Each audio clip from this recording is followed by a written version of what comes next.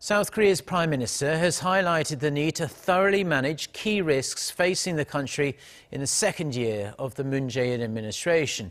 And with the June elections quickly approaching and key posts up for grabs, Lee Nak-yon also called on local governments to prevent a vacuum in administrative affairs. Our political correspondent Kim Min-ji with the details.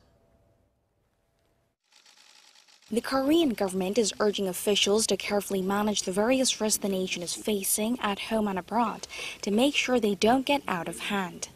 At a cabinet meeting on Tuesday, Prime Minister Lee Nak-yon said that the government has set out specific areas that need to be watched and managed by relevant ministries during the second year of the Moon Jae-in administration.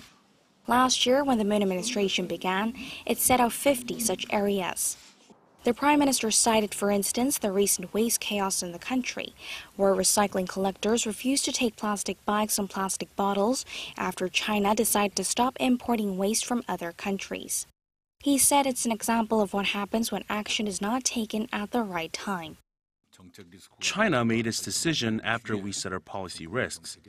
It would have been good if we had then added the waste issue to our list and taken care of it. At the time, we were unable to assess what impact it would have on us. It's a globalized era now, and it's not just economic decisions that have an impact locally. Natural or social disasters can affect us too. Each ministry needs to thoroughly study these external factors.